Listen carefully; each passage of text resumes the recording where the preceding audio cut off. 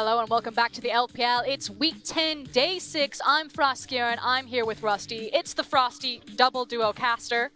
The one that you didn't know that you wanted, but you got anyway, and we're getting into the meat of it. The reason why we're all really here, it's Suning versus Invictus Gaming. Now, before we dive into this matchup, we do have some housekeeping that we need to get out of the way, and we want to cover what happened yesterday's games, starting with the matchups. And I believe the one that's going to jump out to everyone is the FPX versus Rogue Warriors upset. Yeah. But before we get to that, it was LGD who 2-0'd over BLG, and TOP who took down Snake, which was a particularly important match. Yeah, it certainly was. And of course, as we go from front to back, definitely do want to talk about Rogue Warriors FPX. But for LGD, they get to finish their season off once again with a bang. They're a team that, if they were in the Western Conference, may have been able to make playoffs, may have been able to go further. But of course, they're in the East. They had some strong competition.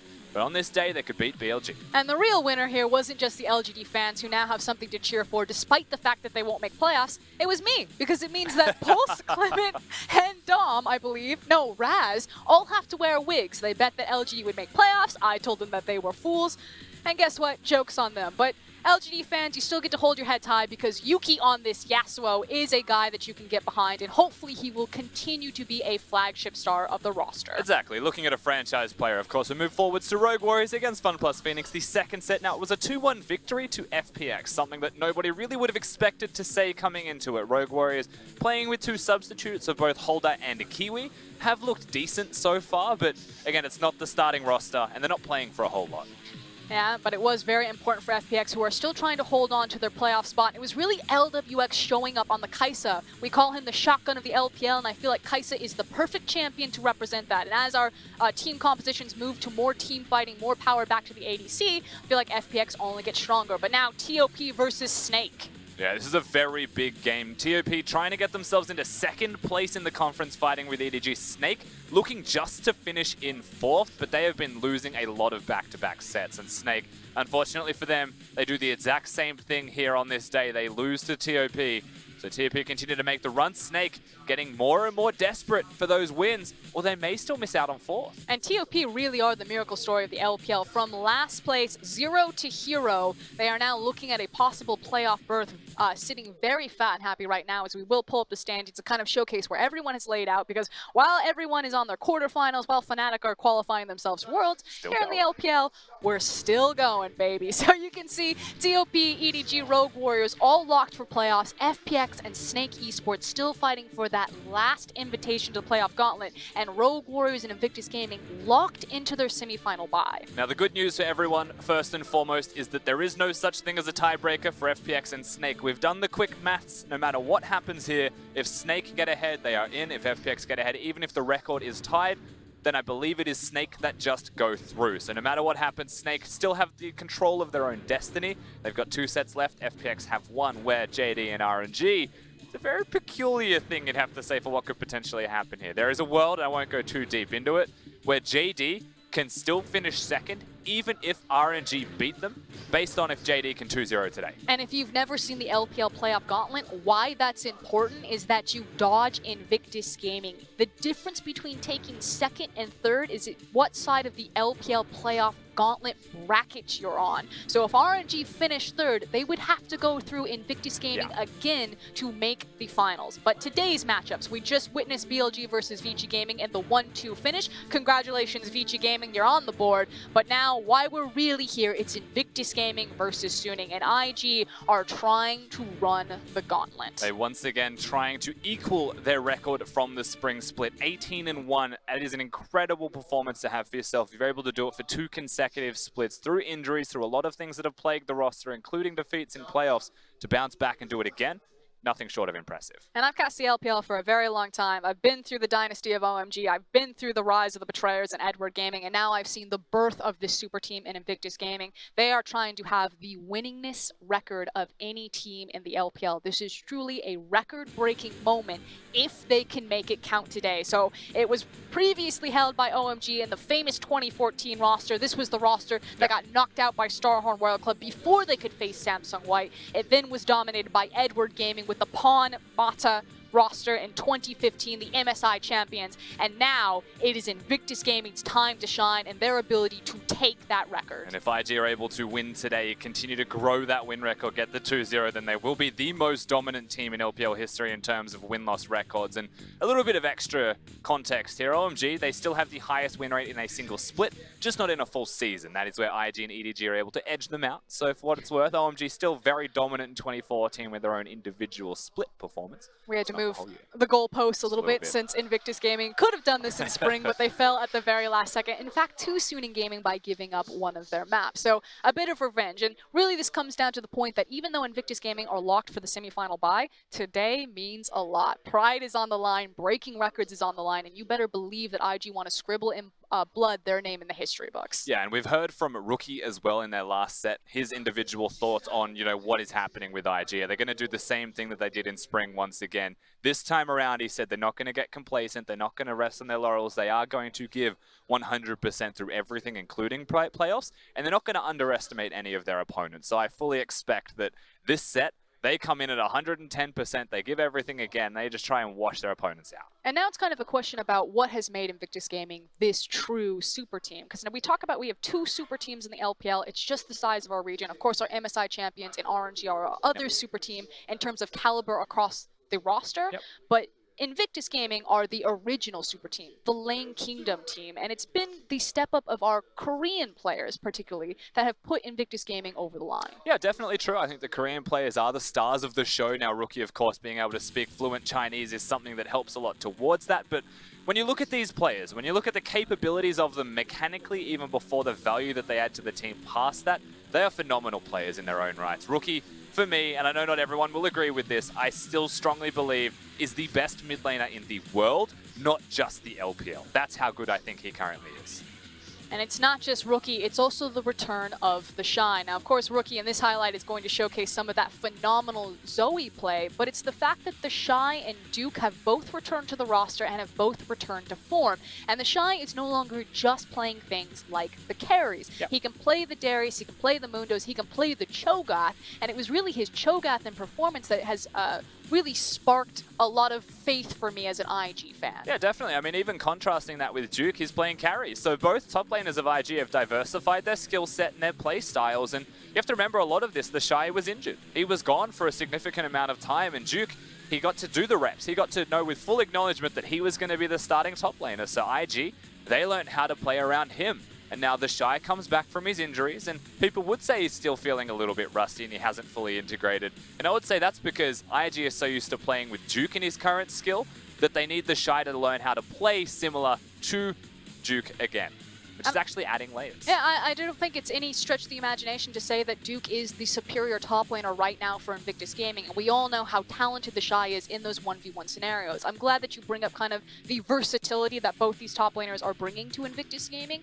And it feels like, whereas IG were a terrifying super team back in spring, they almost feel better than they were in spring now in summer. I mean, when you think about what was it that made them scary in spring, it's that you call them win lane, win game, and there was literally nothing anyone could do because they were just so good individually. When now, we watched their last set against JD Gaming, they won with a deficit at 20 minutes, they won with a deficit at 30 minutes, they won through team fighting, and they won through 5v5 team play, which is something that we never saw from them, something that was exposed by the likes of RNG, who they still took to 5 games, but it was exposed by them, and they've actually shored those weaknesses up. And it's also the fact that they're identifying more key strategies in their draft phase. Invictus Gaming have always been a team that probably have the best drafting of any team in the LPL in terms of the depth of their champion pools, the fact that the Shy, Duke, Rookie can play anything, they can reach for very niche counter picks, but now with the ability to leave something like the Aatrox open and have that Jace counter pick available and to flex it between all 3 of their Korean superstars makes them even more terrifying in a draft phase. And you know something that does scare me about IG in draft is when you actually look at the current state of draft phase, Red Side has to get rid of the Akali, has to get rid of the Aatrox more often than not.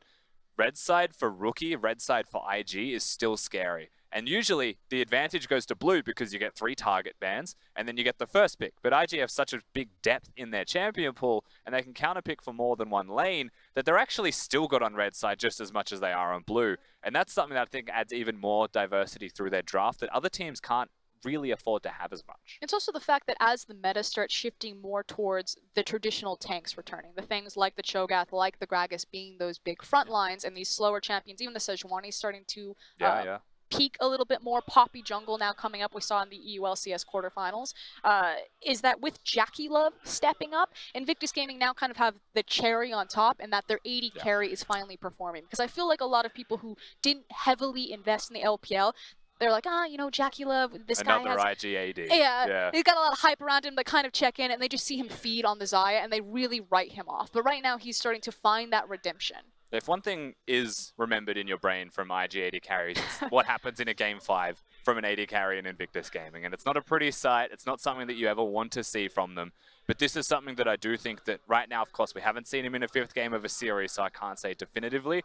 But I think JackeyLove has shored up those weaknesses. And I think what he's able to provide now is extra depth, not just in draft, not just in how, you know, he's a prodigy as mechanical AD carry-wise. It's that the team trusts him to carry now, and they're able to support him to do that, and he does it consistently. He's always there, he's always doing his job. And we really have to stress JackeyLove mentally as a player. You know, you're talking about a lot of his mechanics and the tangibles that you see in-game are executed on the Rift, but the things that you see off the Rift, the fact that when Rookie was having his, not meltdown, but his emotional outburst on stage after falling down and then taking 3rd against Rogue Warriors, it was JackeyLove who stayed on stage with him and comforted the captain. And JackeyLove, reminder, is a very young player. And then all of the interviews, everything that Clement has told me when he's had time to sit down and discuss with JackeyLove is that JackeyLove is a very critical player. He's a very mature player. He's incredibly humble. And this is a very different, you know, kind of texture that we have in a marksman versus the other LPL marksman. If you think back to Hong Xiaogo, you know, the mad dog himself, Uzi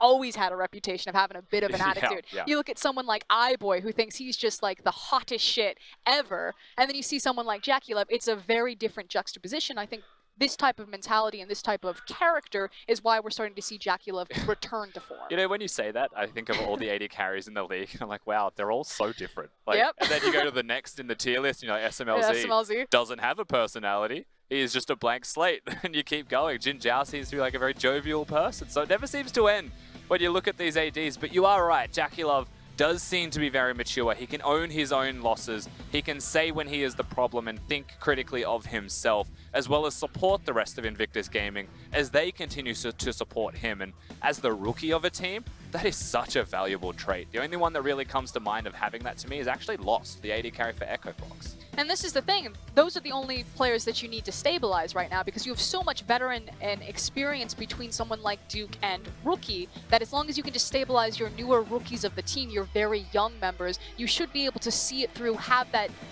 you know, 5th or 6th gear and be ready to pop it in during playoffs. Whereas on the other side, Suning, still a very young team as we take a look at the lineups. It's starting with Suning Gaming. It's Xiaoao, Hacker, Angel, Fury, and you. And if ever there was a player that you wanted to watch on this team, I'd say Fury, but I actually want to talk about Angel as we go through IG's roster. It's the Shy starting today, not Duke.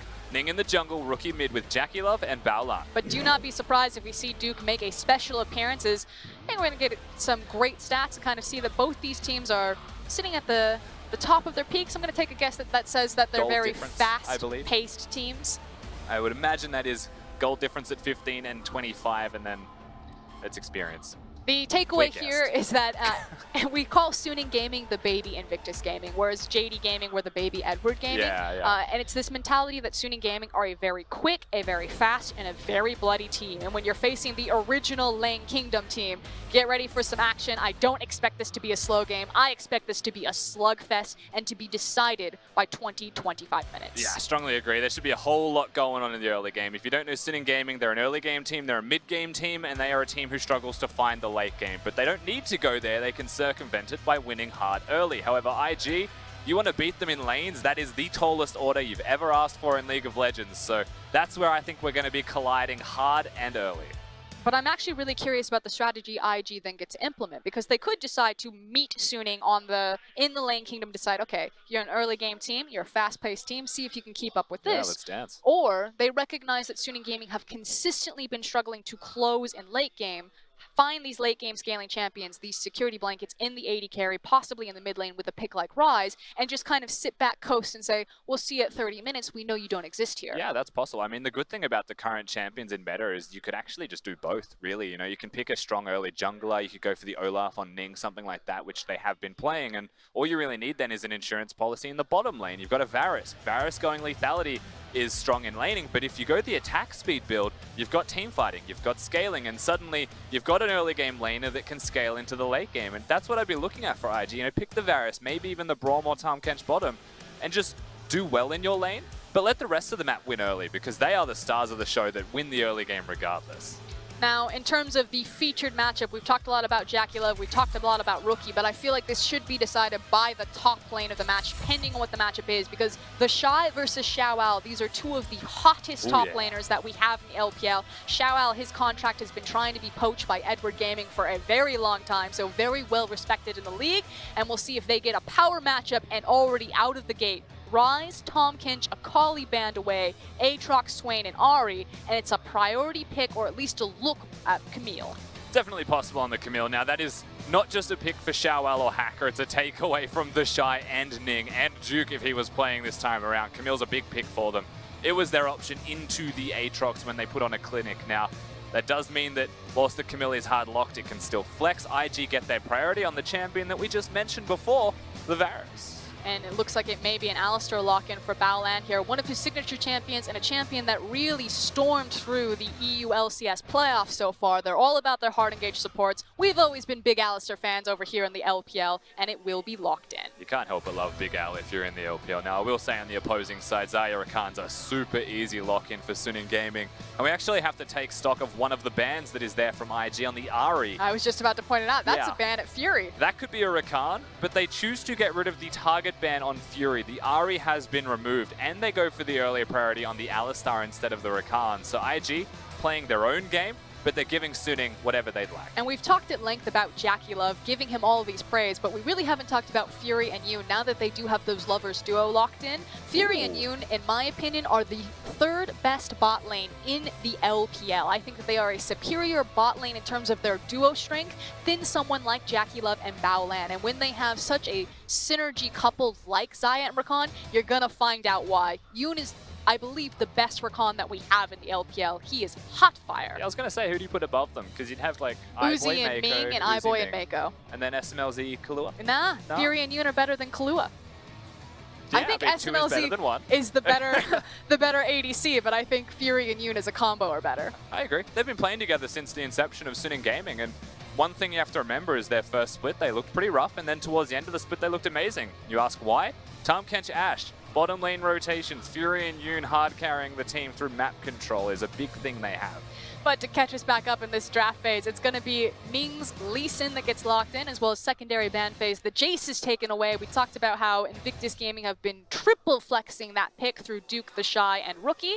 And then it's LeBlanc, Trundle, and now Zoe to follow up. So a lot of bans and a lot of respect given to Rookie. Rise, Akali, Jace, Zoe. And he gets rid of the LeBlanc. Now, it's entirely possible that they just go, Orianna, sounds good to me, lock it in. They can also do the Syndra. It is the Rookie special currently. Now, it is seen around the rest of the world quite a lot, but it's possible that Rookie goes anywhere. Deepest pockets in the league. And IG, traditionally, red side Rookie is known as the counter pick, but when the Shy is playing, they often give it to him instead. Likewise, Syndra makes a lot of sense here. They do have a backline AD carry in the Varus with great range, possibly going the lethality build, so having someone like a Syndra, she feels like the poor man's Cassiopeia in a sense. You still have that ability that if any team tries to dive into your backline, you have the scatter orbs or the disruption with the stun, and you can keep that JackeyLove safe. Definitely a thing. Now, you could say that it's also good into the Cassiopeia through the early laning phase, but let's just mix it up a little bit here.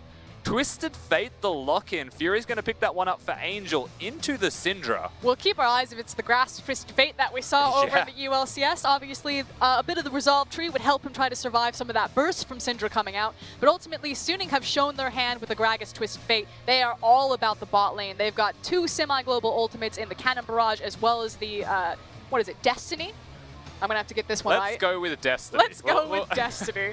And Fury and Yoon have been a central focal point for Suning Gaming. As Rusty said, they are the franchise league players, they've been here from the beginning, and when you have someone like a Rakan, it feels like this giant target is being drawn around the bottom lane.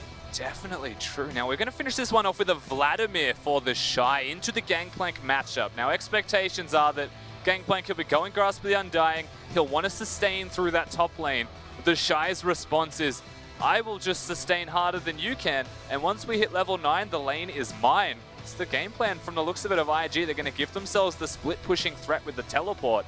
And as soon in gaming, they commit all to the bottom lane. Well, then someone's running rampant on the opposite side of the map. Twisted Fate wants to gank you. Well, then you've just got the Sanguine Pool to get away from that one anyway, and he can't lock you down. I really like the Vladimir option. I also really love the fact that it empowers their 5v5. By picking up the Vladimir, they see something like the Gangplank, and they say, okay, if Gangplank becomes a late game scaling problem where these barrels, these cannon barrages are causing massive damage once we're all grouped up, we now have the added benefit that we have the Hemoplague in our back pocket. In tandem with the Varus, they can spread around so much damage in a 5v5 if they ever lose the advantage in a 1v1.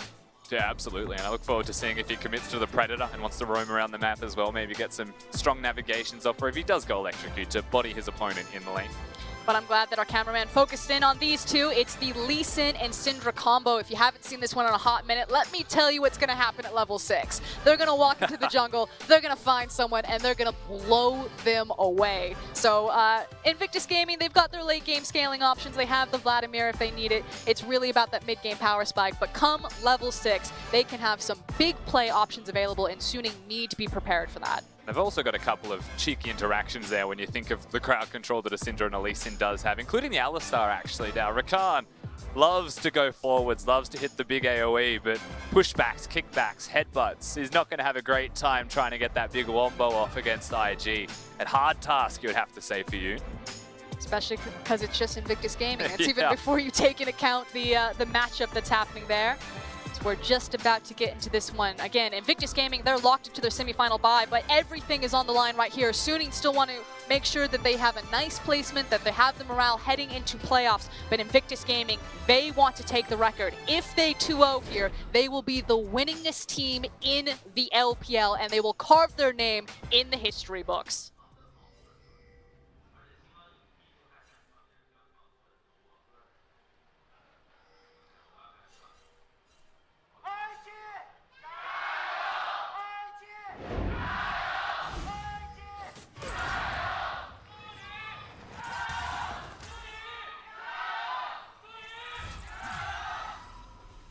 And this, of course, will be the last time that we will see either Suning Gaming or Invictus Gaming in Shanghai before the playoffs begin. Invictus Gaming locked into their semifinal bye, but still playing for glory here. It was Suning last split that disrupted them, that made sure that they didn't have the original record-breaking run, and they can find revenge here in front of a packed Shanghai stadium. It's 500 strong here. Now, before we get too far into the game itself, let's do a couple of pieces of business that you may be asking questions about. Like, what are those rankings next to the players' names? Well, they're literally rankings in League of Legends, so it makes a lot of sense when you look at them. You could say that the Shy right now, as an example, is the only gold player on IG. Now, fans on streaming sites will vote for their player. I believe it is a donation, but it's a vote nonetheless, and that goes towards ranking them up. So you can see where the ranking is. There's a bar just below it. That's how close they are to the next tier. So that's what you're looking at. And then the team ranking is just the aggregate, the average of the total. We took a silver Reddit analysis to the next stage in the LPL as some quick trading back and forth between Fury and Yoon, and JackeyLove is certainly getting the better of this right now, showcasing Varus. And meanwhile, mid lane, also playing some trading of their own, as Angel recognizing that Syndra is not to be trifled with at level 1 or level 2. And Hacker, of course, looking towards the top lane to potentially get a gank off. Camille with the flash hook shot is very hard to avoid, and the Shy is level 1. We said it was going to be fast and dirty, Rusty, but I wasn't expecting, 2 minutes, 24 seconds possible gank. As here comes Hacker. He's got the red buff.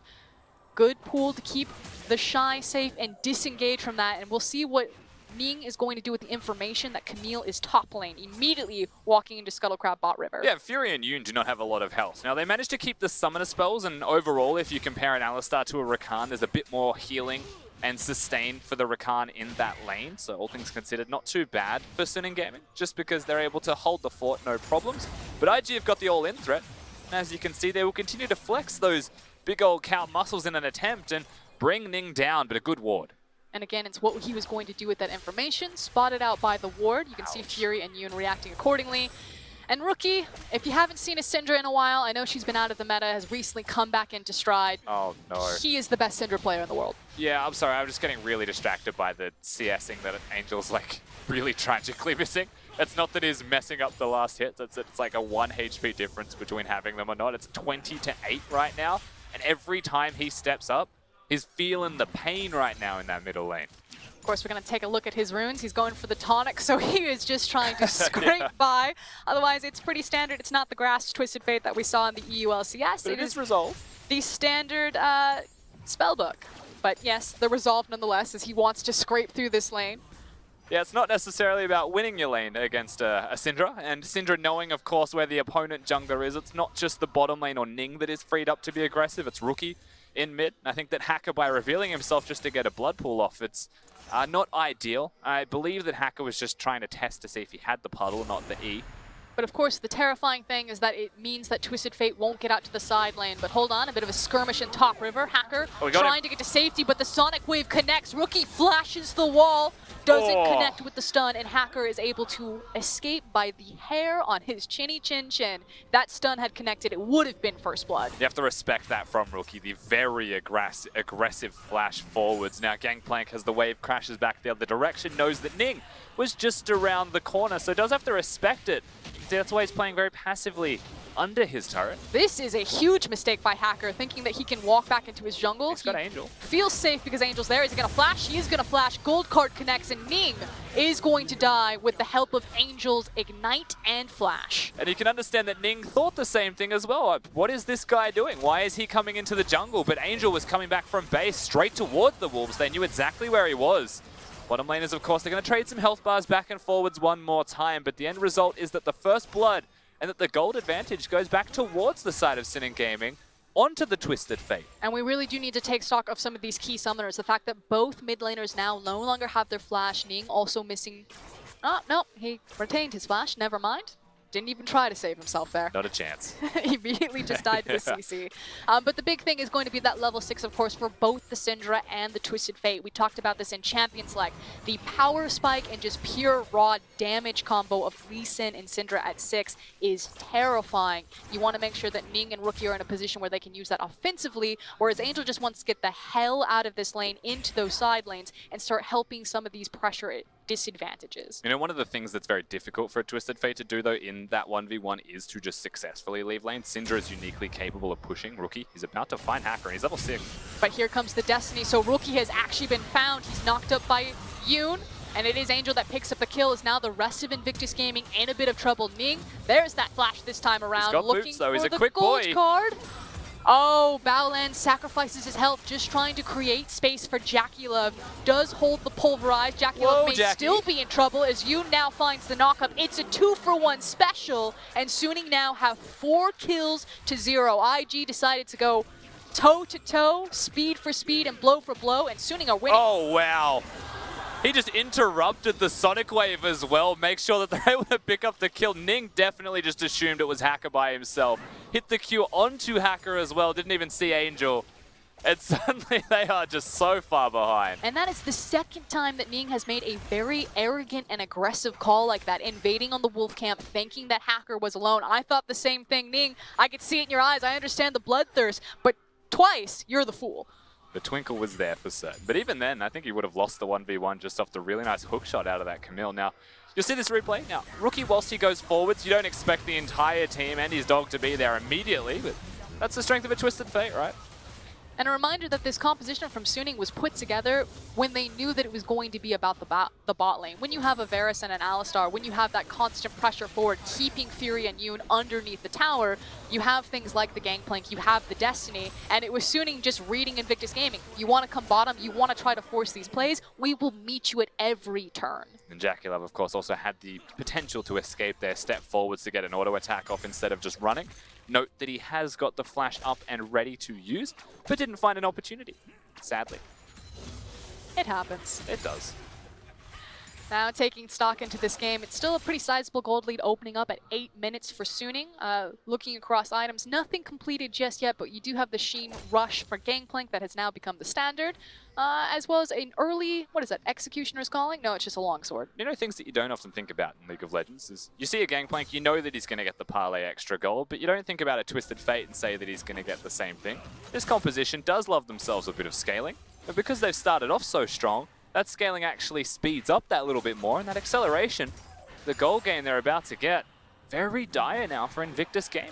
We're going to see how quickly they can accelerate, as Xiaoao does manage to flash out of the Sonic Wave, hitting the Hemo Plague, but meanwhile, mid lane, they are all in on Rookie, and Angel is going to pick up another kill. Back to top lane, Xiaoao with his flash, has escaped, takes the blast cone over the wall, and Suning, it's another hit and run, 6-0. Certainly is. Xiaoao able to survive. Rookie just goes down, no summoners, and a level 6 Camille is all it takes to lock you down, so very easy. Now Suning Gaming press forwards, and the smart choice of the Merc Treads from a Twisted Fate enables these ganks so incredibly well, prevents Rookie from getting that one hit as well. But IG overall, they're looking very rough in this first game. And this is going to be a mid-tower down before 10 minutes in the game, 9:06 on the clock, and we thought that Twisted Fate was going to be all about getting out to those side lanes, but instead it's utilizing FLICKR, the CC chain and burst between Gold Card and the Camille, that priority pick that have broken open this game, because now it's no longer so hard to keep Twisted Fate locked down. He's got free roam. You know, by going towards the Ignite and the Unsealed Spellbook as well, he could switch to Cleanse at any moment, but he's also got those Mercury Treads to survive through that laning phase. I think it's super smart from Suning in their mid lane, and the way that Camille and Twisted Fate can roam around the map, we mentioned it with the draft. You said it's going bottom lane, that's definitely true, but the tides can shift at a moment's notice when this composition has a lead. It doesn't ever need to be a bottom lane focus. In fact, they could even consider top lane on a Vladimir, because he's a squishy champion, he's gone Boots of Lucidity. And they've got plenty of lockdown potential once Camille has that ultimate. I have a feeling that once FLICKR has access to it, that top lane will be the target, especially because diving a Varus and Alistar is always going to be a hard task. Definitely. The Varus also going towards the scaling build of his own accord, not going towards the lethality. Not a surprise, it is JackeyLove, but there's not a lot of support for this Varus. Most of it's going to be physical bodies standing in front of him, just allowing him to deal the damage. When you're against the Twisted Fate, when you're against the access of a Gangplank ultimate, of a Camille hookshot, and a Rakan, it's still not that easy to do. We're going to see this access as the Destiny is popped, but since he has vision on Ning, he can see that it would be a 2v2 top lane. Instead, Angel says, not today. I'll see you next cooldown. I've got the blue buff. Heads back into the mid lane and forces Syndra under. He can now join Camille. You can see the on the way ping. Suning make an option play. They're now Russian bot. And that ultimate just giving vision is more than enough. It doesn't need to be map movement. You know that he's top lane sitting in a bush, and the distance he has to cover to get to bottom is so significant that Twisted Fate without an ultimate can just walk down there and give it a how's you going towards the turret. And Suning Gaming's bottom lane 2v2, whilst it started a bit rough through that laning phase, and honestly there's still a CS lead for Jackie, it's not going to amount into anything great for IG, and only good things can come from it for Suning. And now suddenly the pressure game very different. It felt like Invictus Gaming had all of the pressure in the world in all of those lanes. Ning making very aggressive plays, invading Hacker's jungle. Shu is now on the other foot. And again, another attempt from Suning. They're setting up the dive. They've got a very deep vision from Hacker, so he scouted out, made sure that no one is in the near area. It's just a question of how brave are Suning willing to be in this moment. Looks like it's going to fizzle. And how brave are IG willing to play? If they step up to the turret, they get dove. And you can see how cautious they're being. They bring Ning over now as well. Suning Gaming, they're going to choose not to take the dive. They're going to go towards the free objective of their own accord. And IG even recalling on Vision Ning. Regardless of if you know where Suning Gaming is or not, it doesn't mean you're able to trade with them at this stage. You're almost hoping they make a mistake. Of course, it's going to be the Ocean Drake that's taken down by Suning Gaming. Infernal will be about 18 minutes, about 17:43 on the clock for them. That means that the initial first items will be completed. I feel like that's a better power spike for Invictus Gaming just due to Syndra's levels, as well as the initial item power spike for a Varus versus a Xayah. So perhaps Invictus Gaming could find a second wave on that Infernal spawn just due to the item power spikes, as long as they stay even and don't continue to bleed out. Definitely possible. Now, I will say that IG, they are only drying the scale right now. Ning looks like he's threatening for ganks. He's done it top lane, he's done it bottom lane now, but he's hovering in bushes that are fairly safe in positioning. And note that ward just behind where Baolan currently is. That has spotted him walking in there. Suning Gaming fully aware. So there's nothing that he can do anyway. There's no point in bringing down the Camille and the Twisted Fate unless you're looking to fight. But do you feel that the onus right now is on Suning to continue to scale? I mean, we talk about how Invictus Gaming are fine to kind of sit, wait for those initial power spikes, look for the next Infernal fight when they feel strong, when they have the levels on Syndra, have the 2 points in Ultimate, have the power spike on Varus? Or do Suning need to, you know, pedal to the metal and start speeding this up? I will say that, you know, one thing that Suning have that IG don't is the 1-3-1. The Twisted Fate's going to do a great deal for them when you hit, you know, the 2-item spike. If he goes Lichbane, which is definitely the item he's building for himself right now, then they can just put that into effect. So really, IG can be happy scaling, but Suning Gaming can also be very happy scaling up with a 1-3-1. If you get that ahead, then it's pretty hard to stop, especially for IG's composition with a Syndra in the roster. Seems like conservative play from both teams, recognizing their options to play both the early as well as the scaling potential. Invictus Gaming currently trying to set up a play on top side. We'll see if it's scattered out by Suning as you have multiple members in the area, and IG should be aware that there's a possibility that Zion and Rakan head up top, but they pull the trigger. Here comes the Destiny. It's a 3v2, and Invictus Gaming just get blown out of the water. The Shy now running for his life as Baolen joins, just trying to create distance. Alistair finds the pulverized headbutt combo, is forced to use the ultimate, and walks away. Super good from Baolen. I know that Suning Gaming might be wondering, why is he even here? But he's in the correct place at the correct time, knows exactly what's happening in the state of the map. Even Yoon was walking up to the area, so 80 carries left in a one-on-one. The Shy just survives, actually. And Baolen says, please get off of my lawn. Don't ever talk to my son again, as Rookie also makes the drive-by there. Seemed a little bit precarious from the Shy, flirting with some danger, forcing his support to flash and be like, what are you doing? I just pulled you out of the pool. Why are you jumping back in? But there's only one way IG are going to try and get back into this. It's making some risky choices. That may be one of the riskiest choices, but Baolen just around the corner. Suning Gaming were doing the Rift Herald. I'd still say that's worthwhile, honestly, for Suning overall. But making it look planned, but I agree with you, Rusty. I feel like it's still a trade-up for Suning.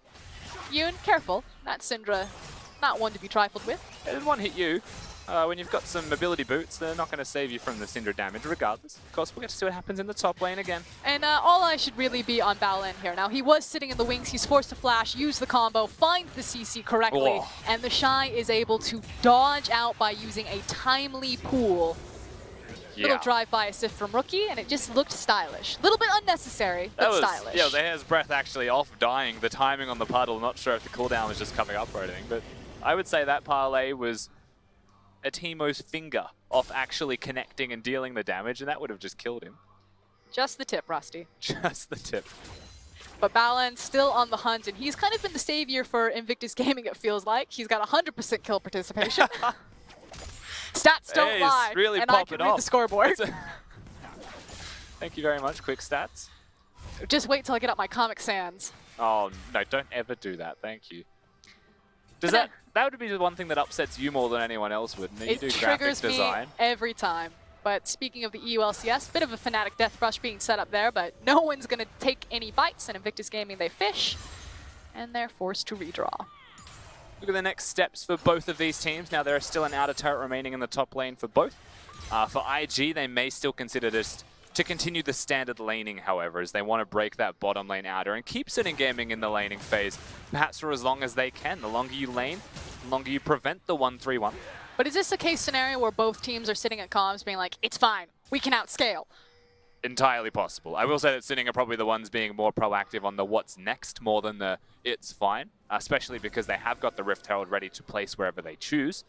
And again, that could actually go top lane for free. But from the looks of it, they're actually stancing more in a way that's like, we could put it mid, but ideally we just get mid control and place it top and try and go for the 2-for-1. And it feels like this is some of the indecision that we've seen plague Suning. Now, reminder, they had such a massive snowball advantage in this game, but suddenly it's really been stalled out. Still about a 4K advantage in their favor, but it hasn't grown, and they've slowed down on a lot of their snowball. Rift Herald is used up into the top lane. You can see them making the rotation, trying to force this tower, and thankfully, for Suning fans, it looks like IG don't actually have a response. They're not counter-pushing the mid lane. They're not there to try to fight or flank in this top lane. In fact, they're recalling all of them. Yeah, it's a hard life to be Ning and to be IG against Suning just compositionally right now. Hacker can take on Ning, no problems at all. Suning Gaming's 2v2 have got such strong engage threat that actually stepping up for IG is impossible. And you're right, they actually just They just chose to base. And note that sitting during this time, they could have actually stepped up a little bit harder. They could have afforded to push and get not just the second charge off, but to push the Shy away from it. They choose to do none of that because IG were missing. Not that they were recalling to Suning, that they were just gone. Maybe not respecting the fact that they didn't have deep enough vision, just that one ward behind the red buff, but it's now been time. We said that 17 minutes about was when the Infernal Dragon was going to spawn. It's now 18 on the clock. The Infernal Dragon has spawned. Level 12 for Syndra. She's got 2 points in ultimate. You have the completed Blade of the Rune King for Varus. If there's any time for IG to shine, it is now. They are strong enough to look for a fair 5v5, and you can see that both teams are ready to fight for this dragon. About as fair as you can possibly get, considering the circumstance. I know a lot of the LPL teams are big on saying, offense items being matched perfect, defense items don't matter, we're just better players than you, and that's what matters the most. You can see that the early teleport from the Shy coming in as well, very indicative of what IG want to do, and that's make that immediate power play. That was a bit of an overzealous. He immediately forced to use the proto belt there, so doesn't have that available to him, but does have his flash, can still reach that back line if needed. And here comes the trap. We're back in the EULCS, we're back in the Fnatic Death Bush. But they've been spotted. IG, you can see good vision this time around, a little bit deep. Maybe deep enough that IG weren't even prepared for it in that area. You can see just behind Ning, where he's currently standing, that ward is something that is consistently spotting them out, knowing full well that IG aren't doing the dragon. So Suning, they focus more on having that mid lane priority. And this is the first point in the little dance back and forth where IG have got priority over the lane in mid. Suning Gaming say not today, and they are going to try and push that one back. Yeah, the Shy has now evened the bottom wave, so it will eventually push back. So now Invictus Gaming, it's just a waiting game. Their side waves will start to take over, particularly in that top lane tower. You can see a bunch of minions stacking up there, a very low structure. So if Invictus Gaming can just hold Suning in this stance, they will eventually win the war of attrition. But I feel like Rakan might have something to say about this, as well as Camille. A lot of hard engage options for Suning. Yeah, I mean, tragically, I think the wave has now finally bounced back, and it's going to be a big wave amassing that the Shy have to go towards. But without teleport, it's most likely going to be JackeyLove that has to go up there solo. And if you're sitting gaming, you see JackeyLove, you do the dragon. And you just force his teleport and make him choose between catching the wave or getting the dragon. As they start to kick that one off right now. And Sitting Gaming of, IG, have sent Rookie to the top lane, so there's never going to be a contest. Fortunate for them, it is going to be a Cloud Dragon second, so no possibility of double Infernal, but that was kind of the big window that we were looking for Invictus Gaming, to have a force fight, to have the power spikes in terms of levels as well as item advantage. They're unable to connect on it, and we're back to the scaling game, and it's Gangplank, Camille, and Xayah that Invictus Gaming are trying to scale against, and I don't know if Vladimir and Varus really make the difference there. I think, you know, Vladimir does give a lot for team fighting. Varus definitely does the same thing. Alistar from base levels as a champion is also a very good scaling support and role, but so is Rakan. So at the end of the day, what you're looking at is, can a Lee Sin and a Syndra keep up with the rest of the team to make the difference that you mentioned? It is ultimately going to come down to a battle of, can we team fight or can we get a pick versus can we split push? I think that split push is going to be well and truly online for Suning Gaming now, especially because that Lich Bane is done. The Zonya's sure to follow from Angel, and you've got your Trinity Force. So those waves are mega dead. They are super cooked. Super dead. It's a technical term. Cooked dead. There's also now the possibility that Suning Gaming can start to break up that map, like you were talking about, the ability to play side lanes with the Twisted Fate. You can say that he's going for that Zonya's Hourglass, so he would be looking for the 5v5, but already having his Lich Bane in his back pocket, he can also look to split push and do some heavy damage to these structures. What would you do if you're IG in this case? Because, I mean, really, I'd just farm and hold on for dear life. Would force a fight. I think the primary thing that Invictus Gaming need to be doing is setting up control wards like what they're doing, making sure that they're playing through Fog of War, and then just bursting someone, immediately turning towards Baron. That control ward is a bait, by the way. Yep. And it looks like they caught it. Yoon immediately forced to use all defensive summoners, and he's dead anyway. They stacked it up. They had the control ward in the Raptor Pit. They used the bit of the control ward around the corner, and they got the damage. But finding the support is not the pick that they were looking for. They have much bigger fish to fry, but you can see what IG want to do. Make picks, force Baron. Looking for Hacker there as well, but he'll get himself over the wall. And I know the support's not the ideal target, but the support was absolutely the target they're looking for. I sympathize for Yoon so much. It was a control ward in the weirdest spot. Who puts one there? Of course I'm going to clear that ward. And then there was a Syndra just spamming Q with blue buff next to it, so he gets one hit from a Q ult. I honestly feel quite bad for him because that was the biggest intentional bait on a support's tendencies. Ultimately also means that Fury is forced to use his heal. Fortunately for Yoon, he still retains his flash, so will live to fight another day and doesn't lose out too much. But Invictus Gaming, they're now in a situation where they want to continue to siege, use the Varus Syndra siege potential, but they haven't found it, as now another pick. Held the gold card as well, so the Shy's definitely going to get himself stunned up. He's going to try and hold on here in the trade. Flash is actually over the wall, still takes him down. Now, meanwhile, on the top side, Ning is bleeding, but getting out barely alive. And Invictus Gaming, it feels like they've really run out. They don't have control of this map. They don't have control in their own jungle. The top tower will be nothing but table scraps, but Suning still running and controlling this game. And making very good decisions. Having Rookie in the top lane for IG gives the go button to Suning Gaming, who make the trade. They get the kills. They force Ning back to base. And it's not just one turret in the bottom lane. It's two, including mid. And they are just comprehensively controlling this map right now. Not giving IG an inch, but if they take an inch, they get more back. And continuing to grow that gold lead, and particularly where it is stacked. You take a look at the items, you have key breakpoints on pretty much all of their champions.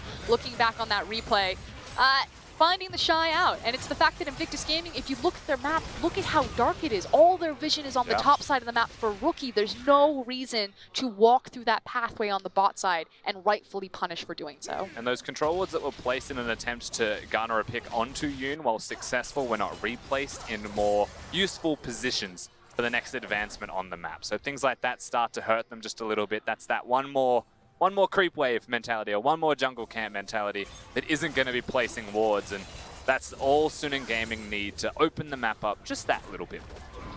Coming on to 25 minutes into this game, we were talking about breaking points and itemization. Pretty much everyone has 2 completed items approaching their core itemization. Invictus Gaming's game plan still hasn't changed. Sit in a bush, wait for a pick, try to fish for Baron, whereas Suning need to start turning towards the purple worm themselves. They have the tower advantage, they should have the wave advantage, so can they use this pressure, start creeping up into that top river, and start to force Invictus Gaming to make hard choices? This is where Suning have failed multiple times in the past. Yes, and it's about hitting the Baron as well if they even commit themselves to that. IG are fully prepared for it now. The one thing that I would say is missing is level 11 for Baolan. Once he ticks over to that, and he is just infinitely more tanky, he'll be able to sustain himself through the fights. But you've got 2 big items now for the top side for the Shy. That's going to do wonders for his split pushing control against a Gangplank just as much as it is his team fighting. And you've got a Guardian Angel done for Ning. So with that GA completed, he has the capabilities of engaging, knowing full well that he would die in the past. He'll still die, but he comes back. Can make the one-way ticket and come back from it, Harry Potter style. That's what it is now. Harry Potter's his way in. That won't come back into your head at a crucial moment. Sadly, it will. You're welcome. It's Speaking of defensive itemization, Fury not only is on the Xayah, a pick that is always credited for her defensive abilities just built into her kit naturally, but also has her QSS. So a lot of this early gold advantage that Suning have been able to acquire, 3-0-1, so a lot of that is stacked onto the Xayah, especially with his CS lead, has able to eke him out a defensive item third, keeps him a lot safer from the likes of Rookie and those stuns. And you got to say, for the side of IG, there is one thing that will always be impressive from them. It's somehow, in a losing game, with an 8k gold deficit, they have got 270 CS on 3 members of the team at 26 minutes. That's the kind of thing that really you wouldn't expect to see. But they are farming out of their minds. And I've always said this back when I was a player. You lose an inhib early into the game, it's thank you very much, you've just funneled minions towards me. And if you don't know how to end the game, we are getting to 3 items and we are getting a team fight across. So that's a big part of it here as to why they've got so much farm. But honestly, those are still impressive digits. It's now about if Invictus Gaming can find that team fight. We talked about how with the damage amplification between the Hemoplague, as long as the Shy is there, there's always the potential that they could walk away with a 5v5 if they out-execute. And it seems to be this red side ramp that is the Sparta. This is the line that they draw. You are not crossing it. We will die here. And if they don't give up this ground, they've effectively stalled the game. This is where we hold them. Name of the game now for Invictus Gaming. Do you know who Shaggy is? You know the artist? From Scooby-Doo? No, the other one. You're the second person to say that to me. I think it's just a product of my time. If I had to think, if someone says Shaggy, I'm just like, oh yeah, with Fred. Yeah. Not that one. Got it. You know the, I guess he's a rapper. The hip-hop artist, Shaggy? Nope. Really? No. Man, I'm going to have to start linking people Shaggy Culture songs. me. So the mid laner of Suning Gaming's name is Angel, and I was recently casting a Suning game with Fish. And I said, do you know who Shaggy is? And he also said no. So first of all, I'm a bit confused that no one knows who Shaggy, the artist, is but me. But he's also a very good hip-hop artist from like early 2000s. Was that the end of the story? Yeah, that was it. I just really wanted to know, because every time I look at the word Angel, I think of the Shaggy song. What? I just wanted to not be alone in that. I'm assuming that Angel is a song that this artist sings. Yeah, okay. there's a song, one of his this was best the key songs. piece of information that I was missing. Oh, yeah, right. I should have said that. I was just like, Angel's name isn't even Shaggy. I don't know if you're dyslexic or what's happening over there. Ruh-roh, Rusty. Yeah, Ruh-roh. In fact, Ning is caught out. That Guardian Angel, that Harry Potter, he's coming back, but it may be into the hands of Voldemort. He manages to dash away, but no longer has his free trip back, which means less incentive to look for those deep dives to find that carry. Yeah, the one-way ticket to hell does not actually bring him back anymore. So IG 0-3 jungler, no Guardian Angel. That was actually the team fighting for Invictus Gaming regarding a big part of their engage now missing. So they're looking at Baolan, they're looking at JackeyLove to hit those engage tools, but everything just got 100 times more difficult, much more risky. Suning Gaming, they're on the hunt. And if they can find Ning, you can see Yoon, all eyes on him. They do find the Lee Sin. They blow him up immediately as Angel now gets into the back line. He's got the Destiny. They use the Gangplank ultimate to separate. Now find Baolan possibly. The ultimates pop. Invictus Gaming retained 4 members, but their support is forced to go back. The jungler is dead, and Suning may have free reign on this Baron. And this is really good from Suning Gaming. They play the vision game. They get the objective ready for them to secure. The question is, can they take that next step? Once again, they'll get the kill, most likely on the Baolan. Looks like the teamfight's going to break out here for us. Just starting to stall time with the stopwatch, but Baolan falls over. Hacker immediately flashes the wall, finds the Shy, and then goes into the stopwatch himself to absorb a lot of the Chemo Plague. The Shy does massive damage, but there's Fury in the backline. Flashes forward, throws down the feathers, deletes Invictus Gaming's damage dealers, and it's only the Vladimir left alive. Now Ning, back on the field, could possibly look for the steal, but everyone else for IG is dead. And Suning shot calling is immediately, do not do the Baron, maybe bait for it a little bit. Actually, they're going to commit to this. Now you look at who has teleports available. They don't have any. Ning's still alive, means they have a smite. Angel actually switches to smite on the unsealed spellbook. That global indicator makes Ning want to come in and check. So immediately he goes down. Now they can look at the Baron this time. And you knew that Ning was forced into a hard situation. He made the call, figured that Suning would be on the Baron, but the green naivety of Suning has ended. They went for the mature call, they checked behind the pit, they waited for the Lee Sin, the flash even coming out to kill the jungler and secure the Baron. Suning now have a 10k gold lead on Invictus Gaming from start to finish to 30 minutes where this team has never existed. Now have the Baron and look at ending Invictus Gaming's world-breaking run. And Baolan does hit this stopwatch to kick it off, but he's only delaying the inevitable. Hacker was really looking for JackeyLove, and the Shy, this is that one moment where you're like, maybe he has the capabilities to make the play because he gets into the back line. He finds 2 kills pretty much from the get-go, but Fury just comes up so huge. And also a wild card there, a stray wild card thrown from Angel connects the Jackie and ruins the 1v1 between the ADs, but gives it to Fury. And of course, a huge issue being that Chemo Plague, I believe, only went down on 1 member. So Shy did what he could. Not the best way that it could have been handled. Now 15-4, Baroned up, 10k gold lead. In fact, over a 10k gold lead in favor of Suning Gaming. And Invictus Gaming, we said that they do have something to play for here. Yes, they're locked into the semifinal bye, but they wanted that record in the LPL. Oh yeah, they really wanted a 2-0 as well. Close this one out strong, get into playoffs. But the same thing applies for Suning Gaming. You get into playoffs with a victory over IG, when you can't help but feel really good about that, getting into the gauntlet run yourself. You have to run a gauntlet effectively in just the playoffs itself, for Suning being 4th place, locked in that position. And you know, rookie, Rusty. Hey, Just confuse you that. with the best mid laner in the world. That is me. Confirmed. We were having this discussion earlier, and I personally feel that even though this version of Invictus Gaming feels stronger than Spring, just because of the versatility of Duke and the Shy, and both of them playing at a higher level than they have before, Yeah. this super team doesn't feel as terrifying as the other super teams from the LPL, like OMG of 2014, like Edward Gaming of 2015. And we are starting to see some of the cracks in IG. You know, maybe a bit of a curse happening as they continue to splinter in playoffs, as the Shy not getting the better side of these trades. Really struggling. I agree with you, though. I do think that, you know, IG are a powerhouse. They're a team that you look at right now and you say they are scary. But if you ask the question of, you know, who would I rather play against, the 2015 EDG or this IG, I'd still pick this IG every single time because you feel like there are ways to beat it, where that EDG was just frightening. We'll see if Suning can find the ways to beat it as they just delete Rookie. Now turning to Baolan, the Varus ultimate trying to buy him some time, but Angel uses the stopwatch. Baolan can't go back and follow up, doesn't connect with the wild cards, and the Shy is now on the offensive, trying to zone people away from his team, doing massive damage, but at a numbers disadvantage. Suning managed to fight back Invictus Gaming, take the inhib, and get out with their lives. Yeah, JackeyLove playing his little heart out, trying to survive the Shy not getting access as well. Suning Gaming during all of that time was still just taking down the objectives.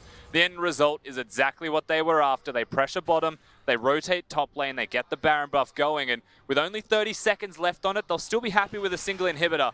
Remember that we've managed to get to 34 minutes into this one. We'll see the engage.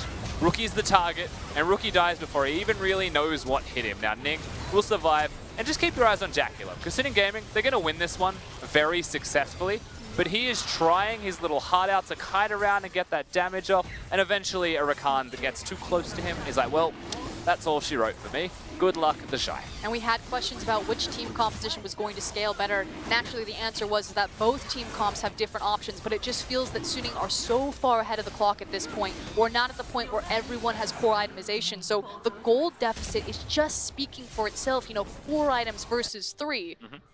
Now, this is that point in the game where, like, even if you look at the middle lane, 5-0-9, not a CS lead by any means. IG have somehow managed to pull those rabbits out of their hats, but they have got a death cap done for the Twisted Fate. He's got 10 stacks as well in his Dark Seal, one of those few times where you'd say to yourself, if we want to end the game, you know, end it right now, why not Medjai's? Why not consider just getting that cheap item upgrade and take the risk? So that's how far ahead you would say they are.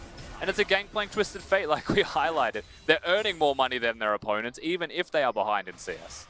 A lot of that gold deficit between those two teams, of course, on GP and Twisted Fate. You can see right now it is a 1-4 split push. Angel popping in, laying down some very big damage, while Gangplank is really the terror in the bottom lane, zoning away Invictus Gaming as they pressure 2 points.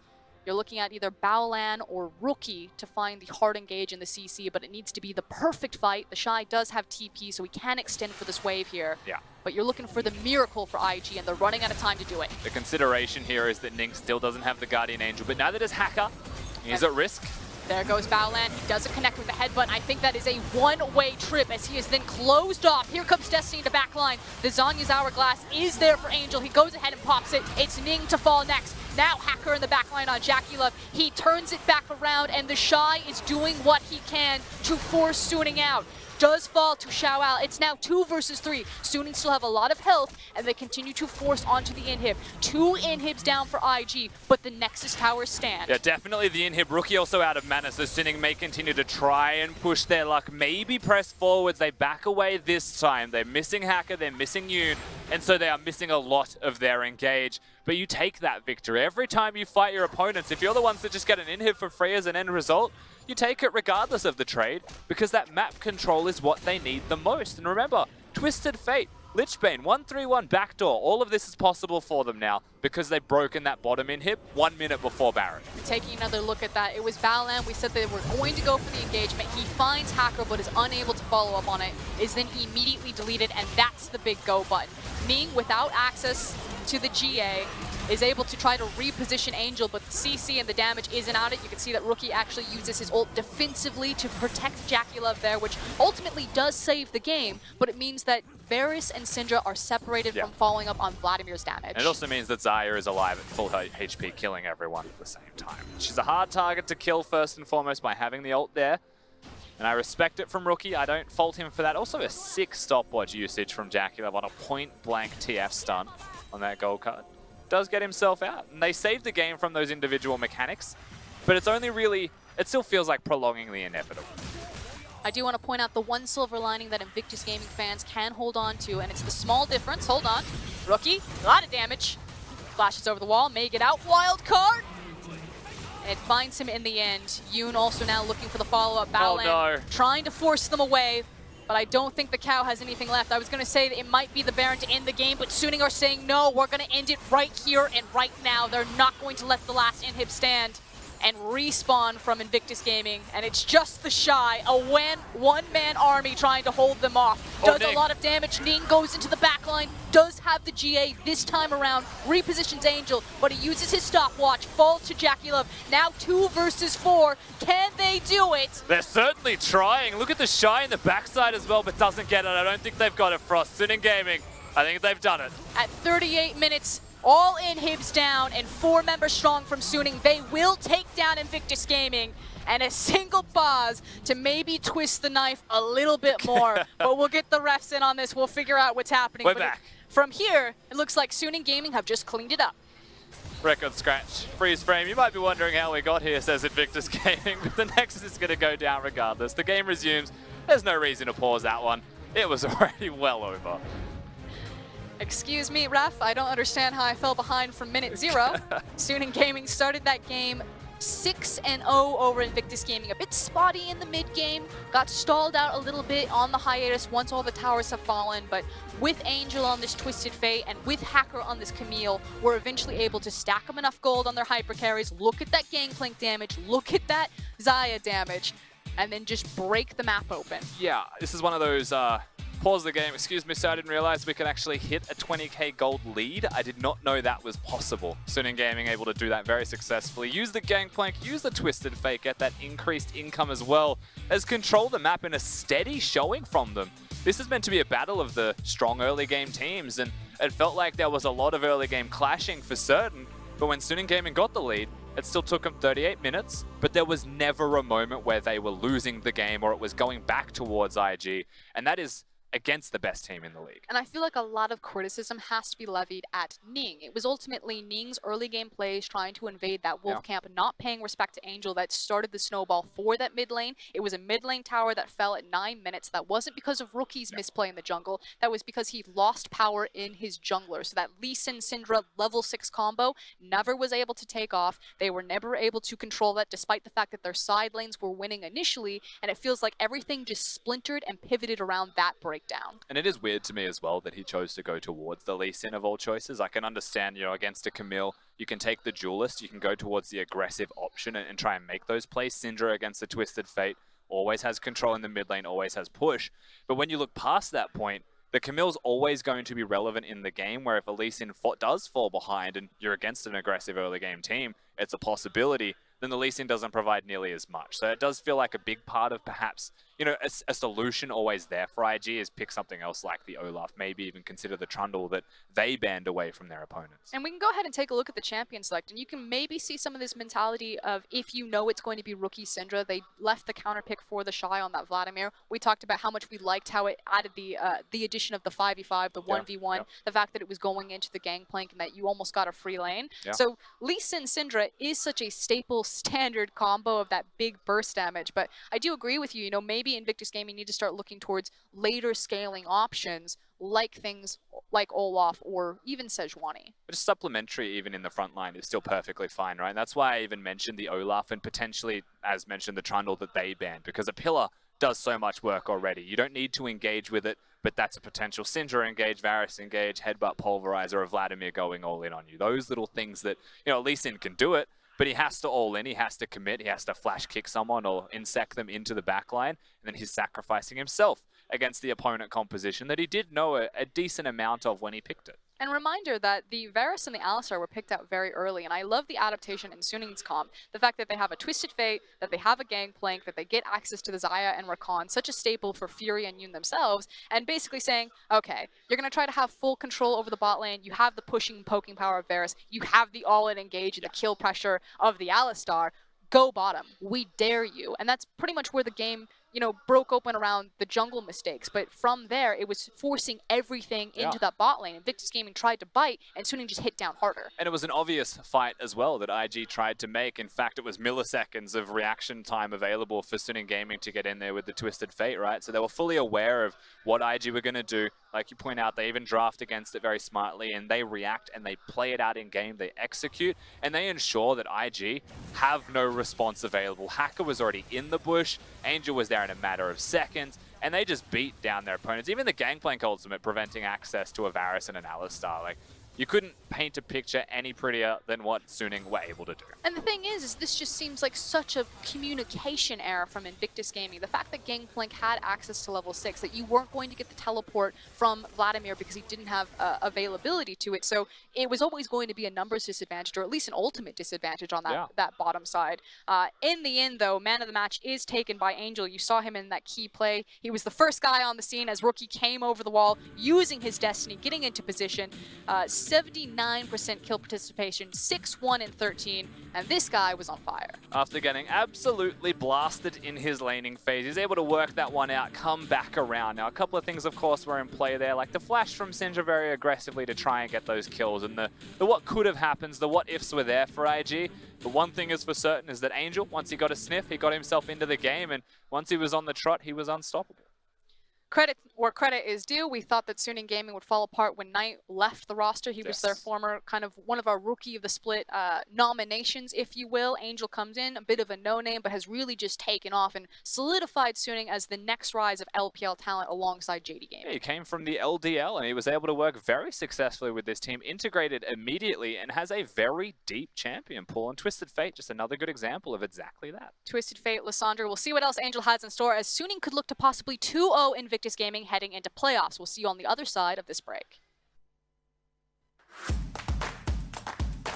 枢纽队员不会为遗憾找借口，必须变强，必须进步。